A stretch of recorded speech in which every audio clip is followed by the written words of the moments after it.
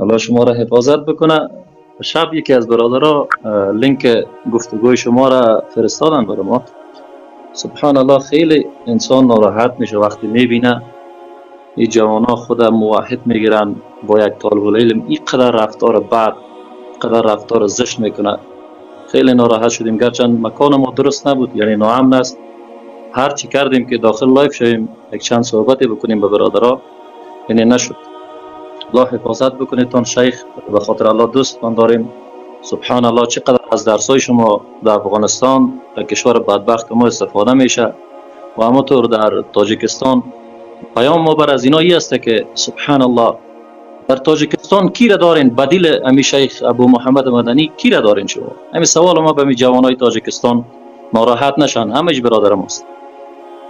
کی بدیل شکی دارین؟ کی را میتونین بیارین که همینطور بیان بکنه؟ بیای از جانش، از فامیلش، از خانه عزیز. تهمت کردن در حق یک طالب علم بسیار یک ظلم بزرگ است، بسیار یک ظلم عظیم است. متاسفانه مو گپی پیشتر خودتان گفتین، لازم نیست که اینجا ما بگویم. شما خودتان ماشاءالله عالم هستین، طالب العلم هستین، میفهمین همه چیزا. اگر امی اشخاص افراد جهل خود کنار بانن، واقعا به می حدیث صحیحه که در تمام کتاب سنن میبینی روایت میکنن، در حدیث اول انما الاعمال بالنیات. یعنی می حدیث را اگر واقعا اینا تعلیم بگیرن در نزد خودت یا خوب دقیق بفهمن، اصلا صحبتی در حق چنین اشخاص افراد نمیکنن. چقدر زحمت و تلاش میکنین، چقدر جستجو میکنین، منابع ها را میبینین، میارین با دلایل توحید را بیان میکنین، سنت را بیان میکنین، باز هم ناسپاسی میکنن. و همین ناسپاسی ها هست که امروز در بدبختی ها گرفتار شد. وقتی یک مسلمان در مقابل نعماتی که الله برش میده ناسپاسی کنه، الله در عذاب شدید گرفتارش میکنه. این وعده الله است، وعده الله حق است. سبحان الله. یعنی اشک انسان میآید. ما در چندین جلسات همینطور از صفات مستعار داخل میشیم، برادرها روان میکنن، این حالت هم میبینم. ما هیچ وقت تغییر نمیخوریم. یک نفر پیدا میشه حق میگه، در مقابلش اهل باطل میآیند شروع میکنن. بجای از اینکه تقویت بکنن، حفاظتش بکنن، هر طرف نصرتش بکنن. نصرت یک طالب العلم کردن مثل از که نصرت دین الله را میکنه. این طالب العلم است که دین الله را نصرت میکنه. وقتی تو این را نصرت میکنی، دین الله را نصرت میکنی. خب شیخ مدنی نبود یا امثال هم یک دو نفری که اصلا نبودن، چی کار میشه؟ با چند نفری که عقیدهش معلوم نیست که کدام طرف است، آذری است یا مرجئه است یا هر چیزی که است معلوم نیست، از اینها چی جور میشه؟ از اینها که طلب العلم درست است.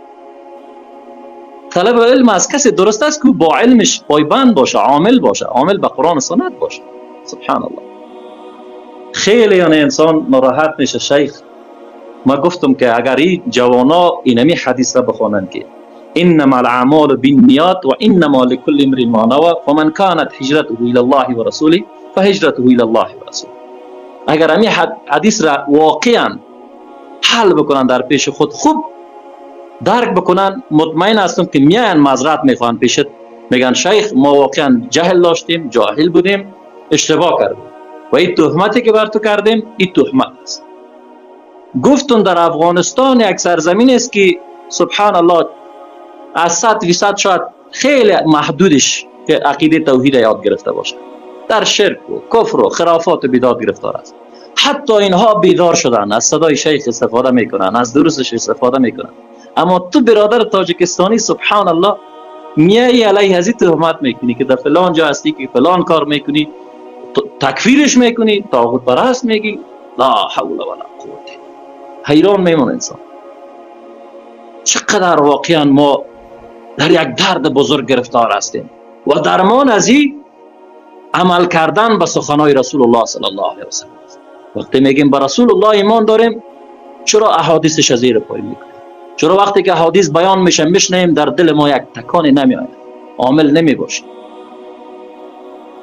بیایم قدر از این داشته ها را بدانیم، قدرش بدانیم. خب امید اگر الله ناخواسته در یک مشکلات گرفتار شود، یک دو ماه سه ماه نبودن، همین شیخ نبودن، میدیدیم که شاگردایشان چند وقت در لایف ما بدن که والا شیخ نیست ایست، چقدر سرگردان بودن. وقتی که میآید قدرش نمیدانیم. و ما مسلمان های امروزی متاسفانه خودکش بیگانه پرور هستیم. کسایی را پرورش میدیم که ارزشش نداره، هیچ ارزش نداره. میبینیم این دلایفای مردم ها میرن از همین برادرای خود موحد میگیرن، میرن اونا رو تقویت میکنن که یک نفر از بنام ابو محمد مدنی و فلان و فلان فلان میان تحقیر میکنن. برادر تو تحقیر طالب العلم نمیکنی. بدانه ایره که هر کسی که در مقابلش مردم میخیزه هم علیهش هستن و او دلیل از قرآن و سنت داره و او دلسوزی میکنه، بفهمین که اینمی آدم که هم از او راضی هستن، هم او را شیخ و استاد و فلان و علامه دهر و فلان و فلان میگن. هیچ چیز از اونا نیست.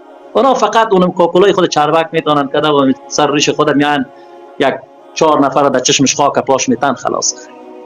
علم که باید کم نمیشه. برادر باید از همه چیز خود بگذاری.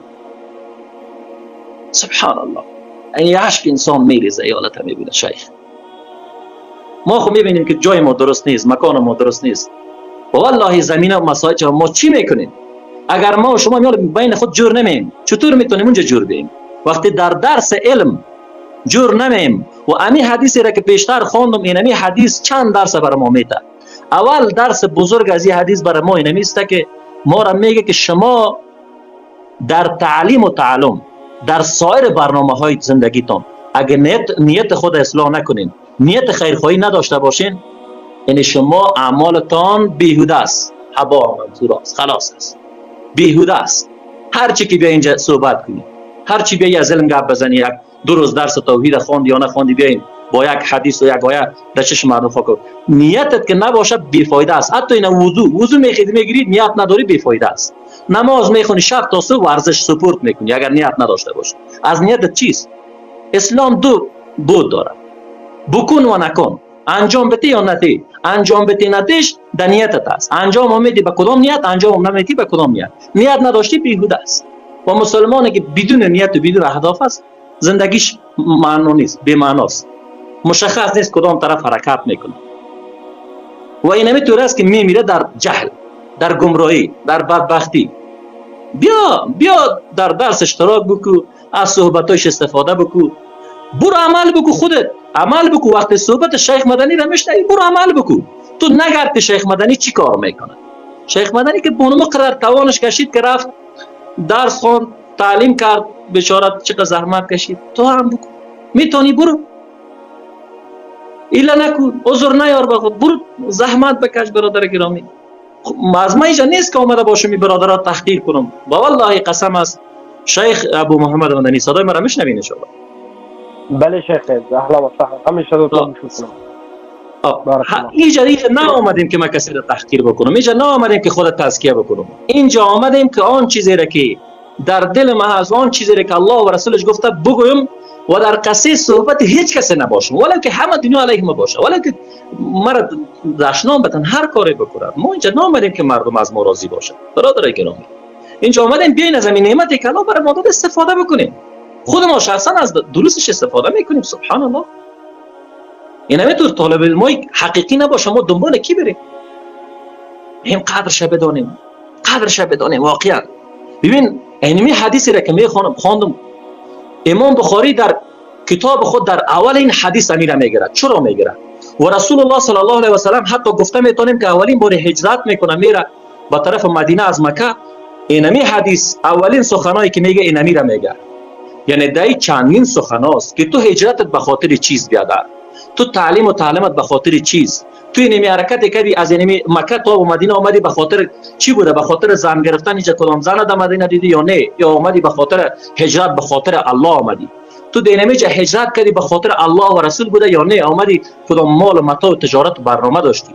این حدیث کل برنامه ما در نظر میگیره.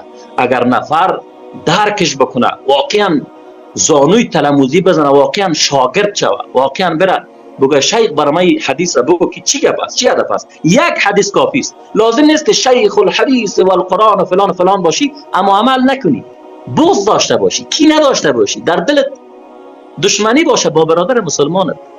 امروز گفتیم با برادرای مسلمان دشمنی میکنن، با کسایی که اصلا شکل و شباهتشون با مسلمان میمونه با اونا دوست میشن. میرن نوکری و غلامی از اونا رو میکنن. انا لله و انا الیه راجعون. چقدر ما در بدبختی گرفتار هستیم. بیایم استفاده بکنیم.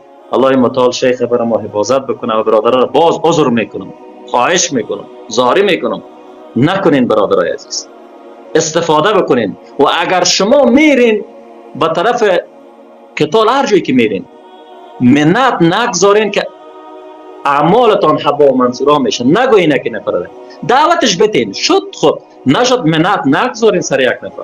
کاش که در جای ما با والله قسم از جایی که ما هستیم اینمی حالا میفهم که بسیار چهار طرف ما هر کس گوش میکنه. ما در این حالتی نیستیم که با اسلام تمسخر بکنیم، خود ما بگوییم عمل نکنیم. یا ایها الذین آمنوا لم تقولون ما لا تفعلون، چرا چیزی میگی نمیکنید؟ اینطور نیست برادرای گرامی.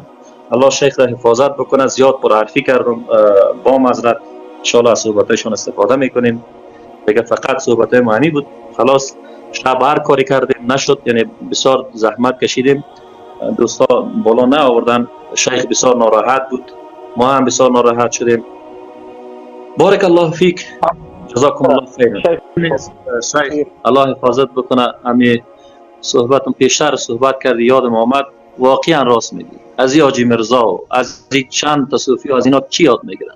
با موترای زرهی با او فش و فش میگردن. آیا امین نفر عقلش الله گرفته که تو ببین چهره و شباهت اونا را ببین، درست است، ریش داره، بروتای خودم میتراشه، خب خود مسلمان ها میگیره، اما یک مشرک بیش نیست. اصلا در قلبش ذره ایمان وجود نداره، اما میبینی که طرف همون مردم روان است. وقتی که تو میایی علیه یک اهل توحید استاد میشی، علیه یک استاد، یک عالم استاد میشی، به مثل عزیز که تاند جمله از اون هستی دیگه. تو میری بانما دیگه صفت مشخص میکنی. مسلمان راش مشخص میباشه، یا موحد میباشه یا مشرک میباشه. خلاص یا مشرک است یا موحد است، از دو چیز خالی نیست. خلاص بنان الله سبحانه و تعالی به همه ما توفیق عمل نصیب بکنه.